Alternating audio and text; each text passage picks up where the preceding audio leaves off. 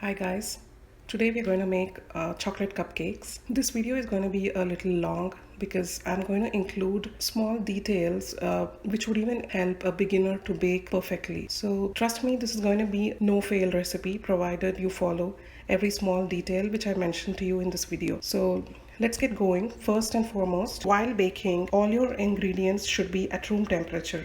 In the sense, in this case, butter, egg, and milk. I have taken out these three ingredients and kept them out of my fridge 2 hours in advance.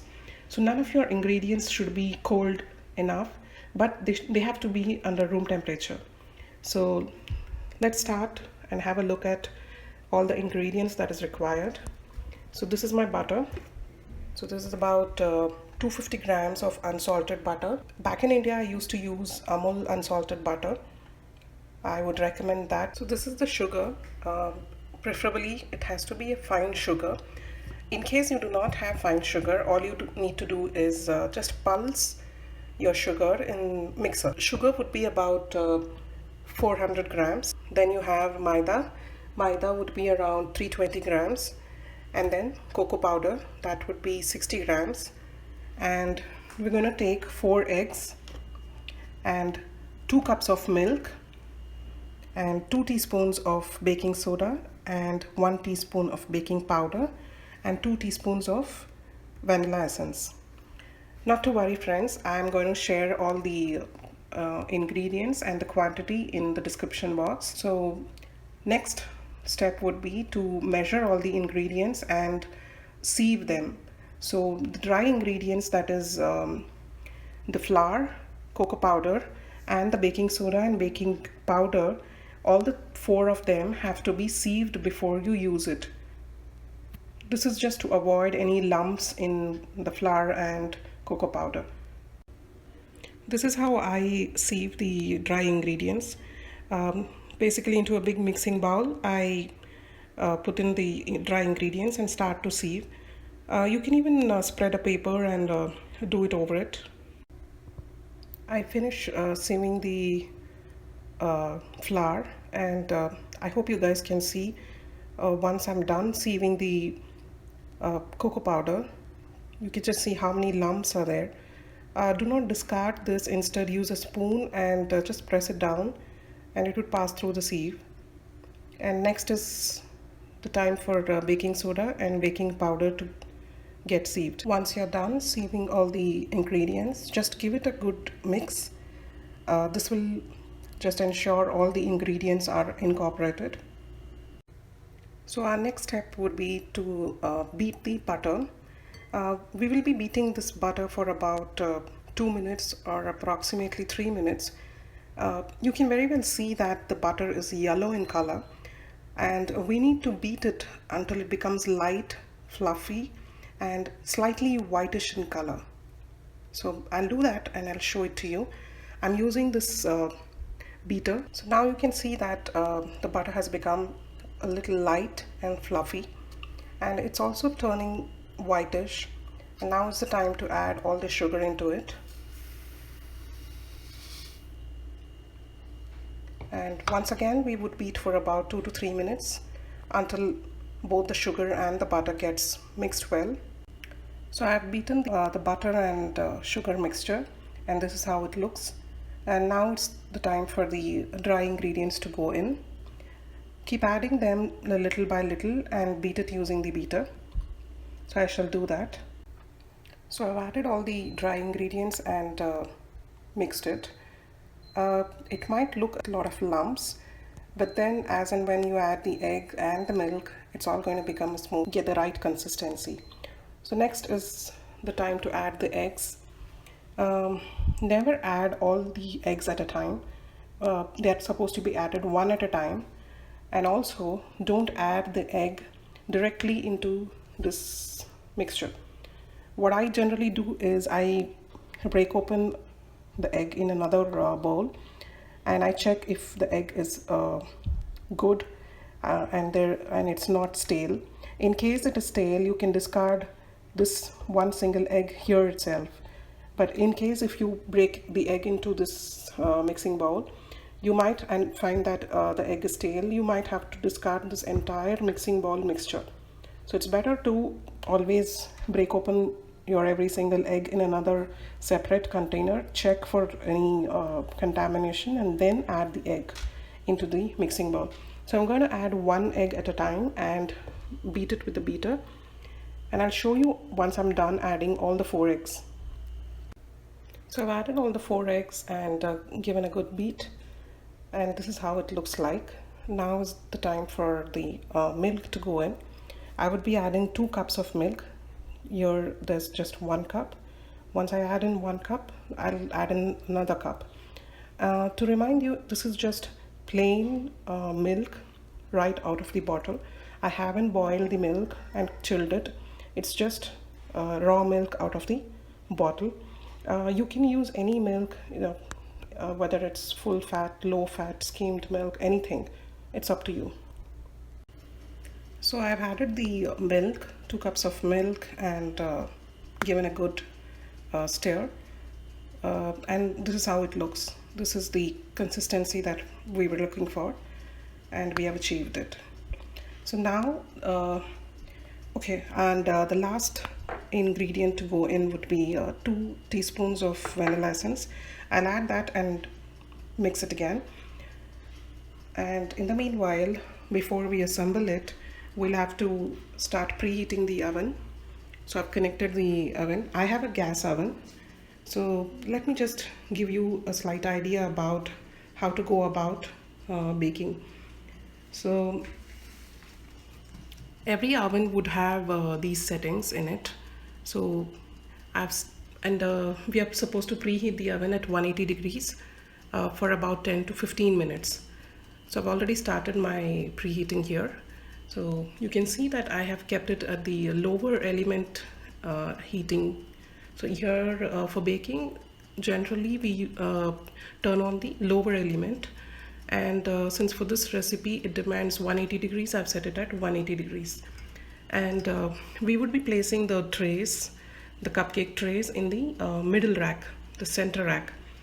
So that's how it's going to get baked. Here I have my son lining the cupcake trays. You can see. Try and involve your kids in baking because it's very interesting for them. So he's going to line all the cupcake trays. Gudu? Yeah. Hi. You're enjoying the baking? Yeah. Yes. Okay, so let's go ahead and bake.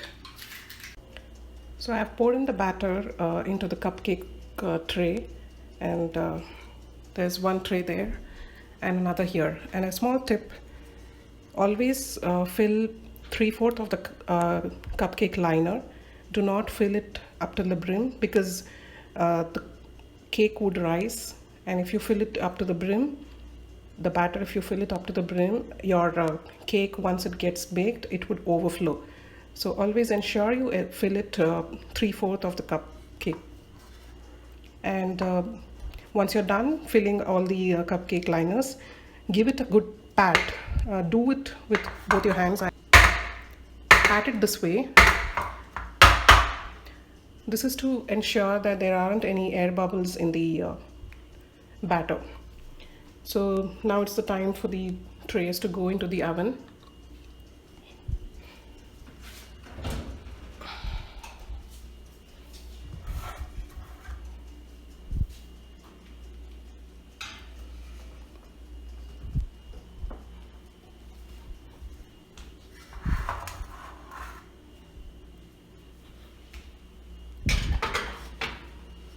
So I've placed them in the middle rack, the center rack.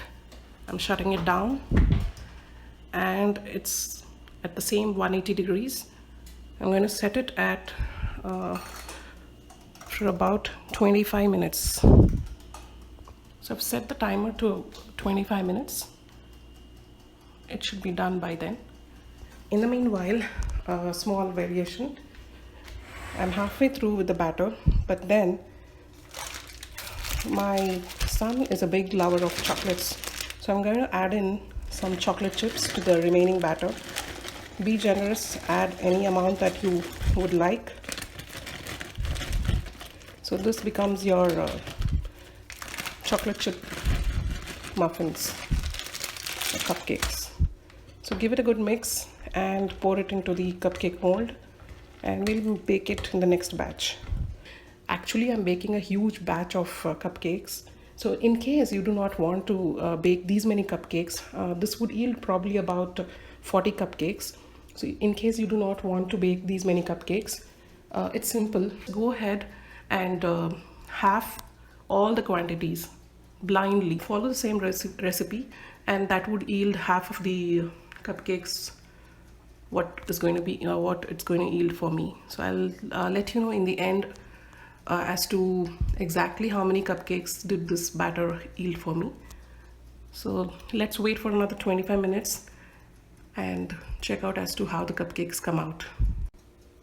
Well, I thought it would be done in 25 minutes, but then it was done in 20 minutes itself.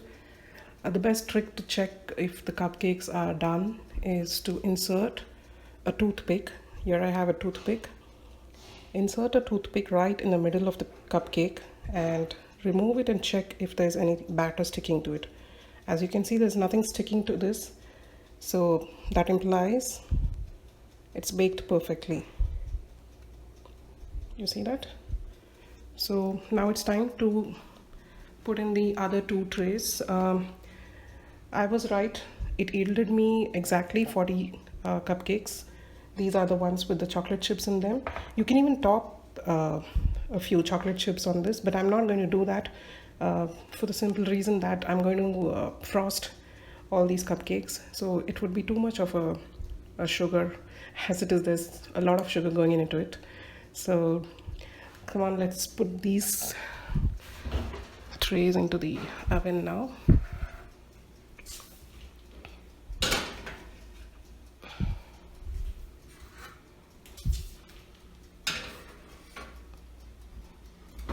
So again, I've placed them in the middle rack, and I'm going to set the timer to 20 minutes now because I know it's going to bake in 20 minutes.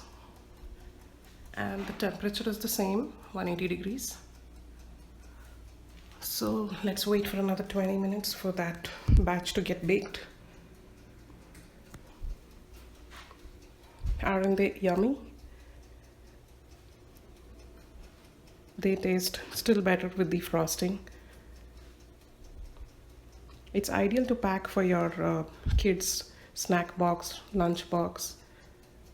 Just one a day wouldn't do any harm since it's home baked and fresh. Let me tell you what you have to do next. Leave it on this tray for about a minute or two, and then remove it and place it on a wire rack if you have one. So I'm going to just place it on this countertop and let it cool completely, and then I'm going to transfer it into my cupcake carrier. This is the one I use generally to store my cupcakes, but this just holds 24 in number. So this is the cupcake carrier I was talking about. It has a lid, and you can store 24 cupcakes in this. But then I try and fit in a couple of more cupcakes in these gaps. When I place them, I'll show you. But right now my cupcakes are getting cooled down. The reason why we place them on a wired rack is because even the bottom of the cupcake will get cooled. Right now, since I've placed it on a countertop, the bottom isn't getting cooled. It's just all around the cupcake.